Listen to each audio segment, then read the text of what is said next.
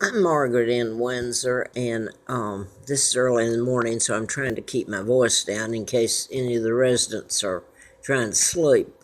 Next door to me, I'm living in a motel. And I've been real sick, so it shows up in my photographs when I try to put it up, so bear with me here. I want to put up. I ran in a political campaign to replace Congressman Dr. Larry McDonald, whose plane went down August 31st of '83. He was a doctor I wrote about when I wrote about mind control murders, people being programmed, and I'd worked for doctors, and the title was MD A License to Kill.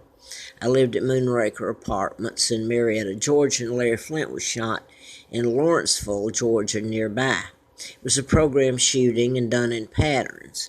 Now then, I was flown out there October twice in October. I guess Election Day was on the 16th, I believe, or 18th of October. That was the last time I was out there. First time I was out there, Mr. Flint flew me out, and I was greeted with at the airport. He paid for my ticket, and he helped me in the campaign, raise funds and everything. And I just put up a video, and it's all trashed or something. I don't know what happened to it. But anyway, I have a good idea. But anyway, she's back. If anybody, a couple of people are watching this that's friends, oh, she's back. Yeah, right on front of my phone again. Demanding I get a DNA and test and all this kind of stuff. So anyway, I wanted to insert that because the video I just put up that had Larry Flynt, Attorney Mark Gerragos, and Tom Jones was, I don't know what happened to it. It's messed up, so I'm going to try again. Oh, so I don't get lost here. I wanted to, well, no, let me finish this. Last time I was out at Mr. Flynn's, first time I was met with a big sign saying Mrs. at the airport. Came in on Delta. I was at the airport, and a black limo driver came up. He had the Mrs., and I thought, well, Mrs., what do you mean? And now I know Mrs. Wallace Warfield Simpson married a double, not my father. And that's what this is about, my kidnapping and the horror stories and the change in history. My dad was a beautiful, honest man who wouldn't go along with the Illuminati, the Freemasons, your mafia that control the world now, Rockefellers, Rothschilds, Bilderbergers.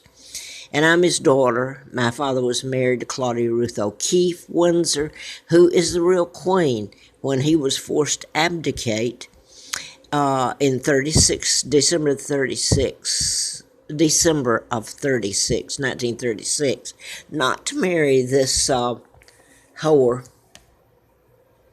May get knocked off for that. That's exactly who she is. Wallace Simpson, spy, and a double. They had more than one double, though, imposter. So they became the illegal Duke and Duchess of Windsor and basically wiped out my mom and dad.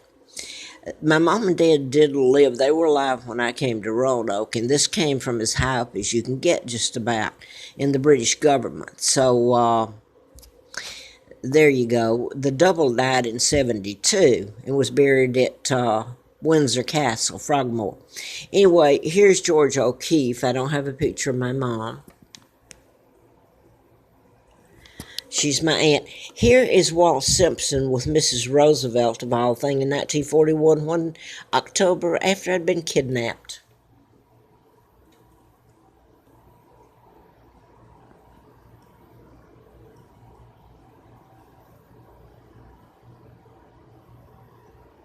And brought to Moulton, Alabama, and given the name of a twin who had been killed by her mother. I didn't find out. Both twins were dead. I didn't find out, though, until, I was trying to find the picture right here, until 83, fall of 83, after I left Flint's. This is me. This was taken in 43. This family was gussied up. They didn't have cars. It was a shack, if you even call it that. It's the abuse they heaped on me. This is the psychopath mother of the twins, Lina Dempsey. So I'm going to show you this. This is my dad, the real King Edward VIII. This is one of the doubles that Mary Simpson became the illegal Duke and Duchess of Windsor title. Now, this is Larry Flynt, April of '84. He endorses me for the presidency. And he says, I know who's responsible for his shooting in Lawrenceville. He mentions Larry McDonald here, whose plane went down and he flew me out there. What I want to put here, though, is is last time I was out in Mr. Flint's, he was always on the phone in his library, and he was doing political good. I mean, the man was working for political change, good, for the good.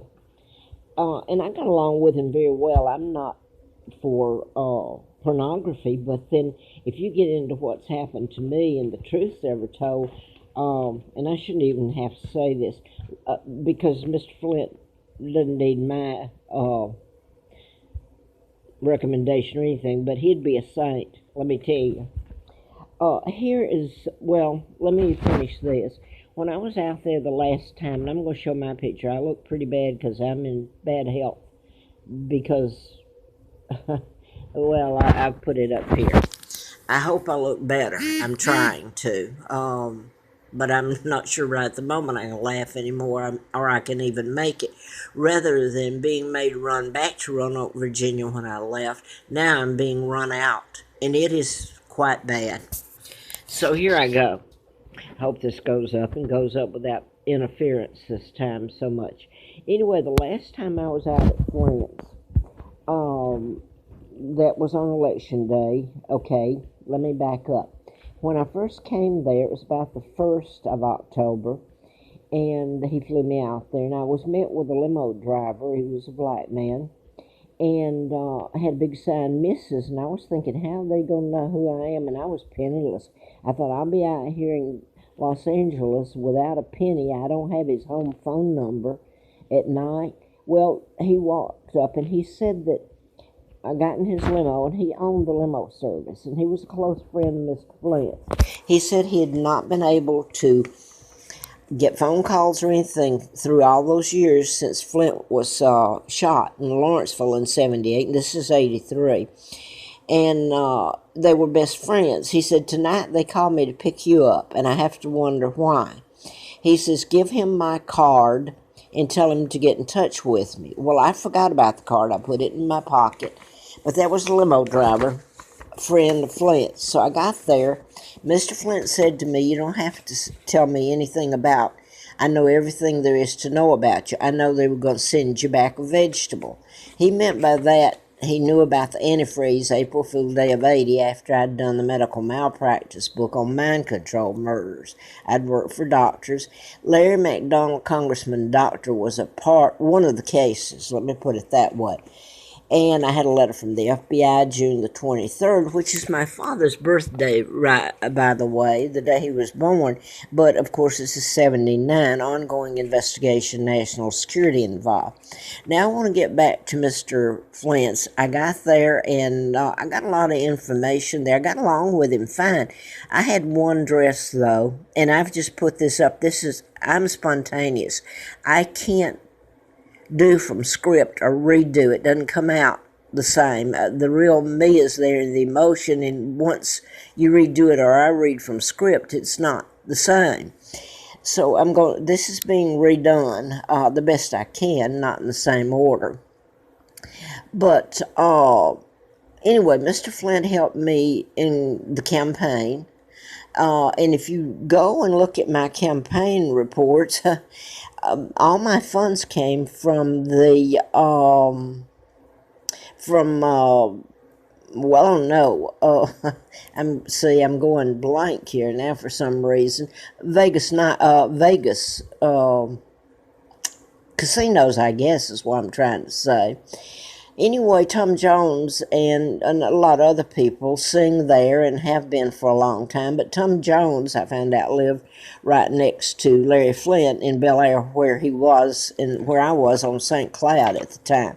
Anyway, I forgot about the limo driver. I stayed there and was flown back the next day almost, or night, and he was going to furnish me a car. Well, it was campaign, and I was flown back out there the first time, and there's a point to this. I stayed, they put me in the lily pad room. You have to know crypt, and that's what I'm going to show you something in a minute.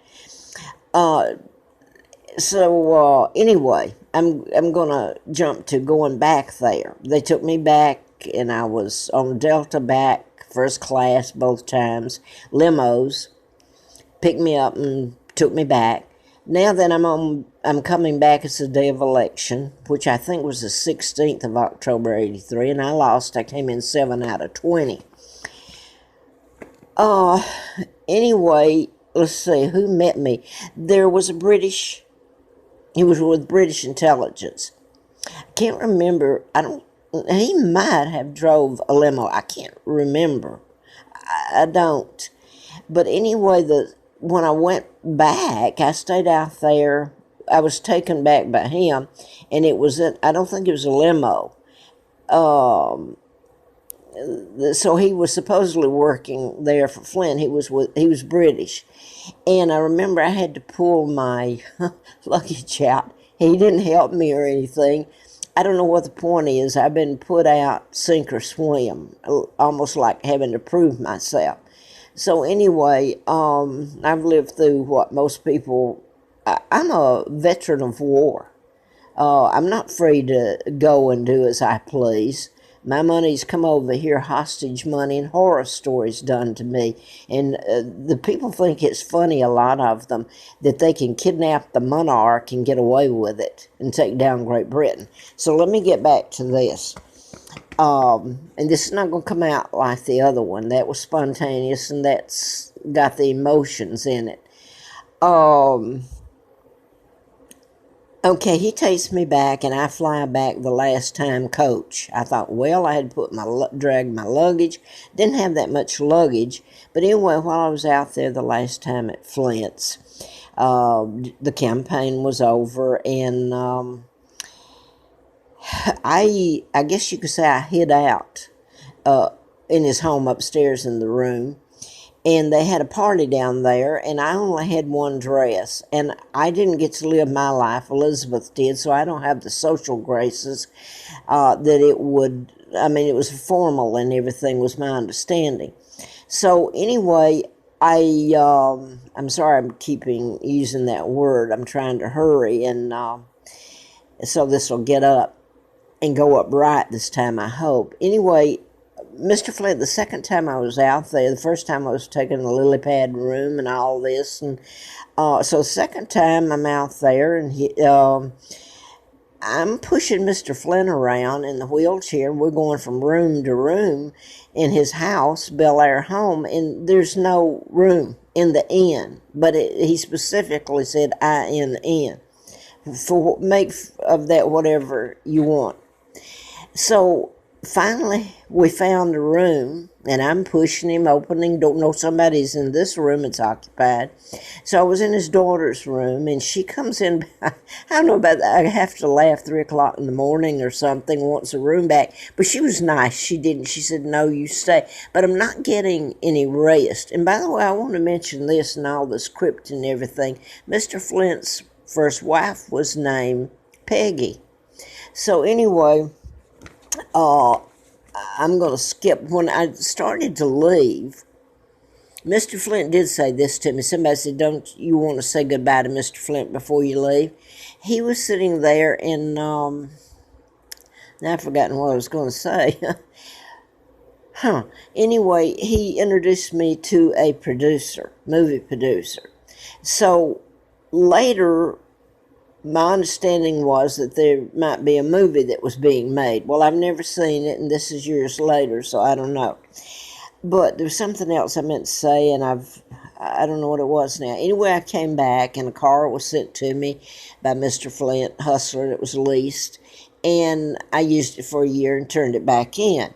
And I want to reiterate this. FBI agent in Gerragos, Virginia, where I was pumping gas from 84 to 85, just to live and cooking and cashiering, living in a trailer. that they furnished, which I was glad to get at the time. But the Flynt car, it was an Aries, and that has something to do, Aries is cryptic, was sitting there. I couldn't put gas in it till later. But anyway, it's so ludicrous. This is what an FBI agent that came in often and got gas. He's supposed to be retired up there, and his wife worked in personnel. I saw her in the car, but she never got out. He came in one day. He came in often, but he said, they've made it so ludicrous, he's talking about the FBI, that people know you're telling the truth. They have a chance to help you or walk away. So I put that in because I remember then that my husband, one of the jobs he had, he was CIA. I laughed because it's so hideous, all of it. I don't know what you do with it, but he worked at Brown Engineering there. That's the Space Center, NASA, and all that in Huntsville. And I can remember Noe being there, and he was a friend. I really do after a while. But anyway, I wanted to insert that. So now I was going to tell this. The mind control murders, of course, Mr. Flint's was one. His insides were blown all over the sidewalk in Lawrenceville, Georgia by Magnum. So anyway, and his attorney killed, and I don't mean anyway lightly. Did he survive? I thought that was Flynt that I spoke with. I wanted to put this, though. Mr. Flynt, okay, Scott Peterson was a mind control murder, and I often emailed his attorney, Mark Gerragos of Gerragos and Gerragos, and I want to say that of the people that I trust, it would be Mark Gerragos, okay? But anyway, I'm going to put this up. He was Larry Flynt's attorney, it's my understanding, or one of them. July the 25th, 2004, and this is cryptic. This came to me. It was Flynt, but it's, says Flynt, but it's Grand Avenue. That was Gerragos and Gerragos law firm address. I think they moved now to another address there. Okay, it's to me. And it's got L there, which I thought was love or something, but Robert with no last name. This is how it's been done. And somebody can say, oh, well, you're nuts or something. No, I'm not. And I shouldn't have to defend myself. Anyway, Robert's with the Marshal Service, and he used to come up on the Appalachian Trail occasionally and carry Javalia coffee maker I was trying to keep with me without losing it, and we're running it up and down the Appalachian Trail. And this is going to go off. The date of this was July the 27th, 2004, I believe, and it says, Dear Peggy, come to Los Angeles at once. Meeting set up with the Windsor representative for August the 15th. Well, things happened and I didn't get to go, so I never heard anything from it. The only thing I spoke with Mark Gerragos' attorney back in 2010, about December, I believe, and his last name was Ross, and if I'm not mistaken, his first name was Scott. So Ross was the name of my son because I did a little bit in the book, and my other son's name is Mark. In the book, his name was Christopher. So Mark Gerragos knows totally, and he's a good man. But I'm getting lost from what I was going to say here because I wanted to get this part in. He also, before this goes out, and it's not going to do it, it was about Michael Jackson. He was Michael Jackson's attorney, and I lived on the Appalachian Trail off Mountain Pass and froze and starved.